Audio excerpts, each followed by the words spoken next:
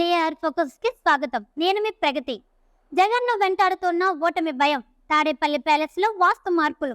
CM Jagan ను ఓటమి భయం పట్టుకుందా? కొన్ని నెలల క్రితం వైనాట్ 175 అంటూ ధీమా ప్రకటించిన ఆయనలో ఆత్మవిశ్వాసం సన్నగిల్లిందా?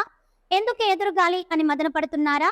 అందుకే తాడేపల్లి ప్యాలెస్ కు వాస్తు దోషాలు సరిచేసే పనిలో పడ్డారా? ఈ ప్రశ్నలకు పార్టీ వర్గాల నుంచి అవుననే సమాధానం వస్తోంది.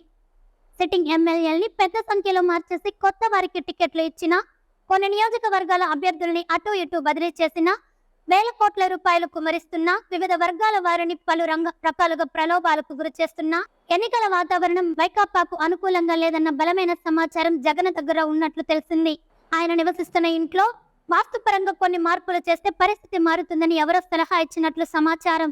ఈ మేరకు వాస్తు పండితుల్ని పిలిపించగా, తాడేపల్లిలోని సీఎం క్యాంప్ కార్యాలయం ఇంటి చుట్టూ ఎత్తుగా ప్రహరీలో నిర్మించిన ఇనుప కట్టడాన్ని ఒక మూల తొలగించాలని జగన్ కు సూచించినట్లు తెలిసింది. ఆ పనిని బుధవారం నుంచి ముమ్మరంగా చేస్తున్నట్లు సీఎం క్యాంప్ కార్యాలయ వర్గాలు తెలిపాయి. తాడేపల్లిలో సీఎం ఇల్లు, క్యాంప్ కార్యాలయ భవనాలు పక్కపక్కనే ఉంటాయి. వాటికి సమీపంలో ఉన్న ప్రైవేట్ వ్యక్తులకు చెందిన విల్లాలు, అపార్ట్మెంట్లోంచి చూస్తే సీఎం ఇంటి వరండాలు తిరిగేవారు స్పష్టంగా కనిపిస్తారనే ఉద్దేశంతో చాలా కాలం కిందటే బలమైన ఎత్తైన ఇనుప కట్టడాన్ని ప్రహరీలో నిర్మించారు. చీమ కూడా చొరబడకుండా దాన్ని ఏర్పాటు చేశారు. ఇప్పుడు వాస్తు పండితుల సూచనల మేరకు ఓ మూలన ప్రహరీని తొలగిస్తున్నారు. బుధవారం రాత్రి నుంచి వెల్డర్లు, కార్మికులు ఆ పనిలో నిమగ్నమయ్యారు. దాన్ని సీఎం స్వయంగా పర్యవేక్షించినట్లు తెలిసింది. ప్రస్తుతం ఇది రాజకీయ వర్గాల్లో, మరీ ముఖ్యంగా వైకాపా శ్రేణుల్లో చర్చనీయాంశమైంది. ఈ వీడియో కనుక మీకు నచ్చినట్లయితే లైక్ చేయండి. మరిన్ని లేటెస్ట్ అప్డేటెడ్ న్యూస్ కోసం మా ఛానల్ సబ్స్క్రైబ్ చేయండి.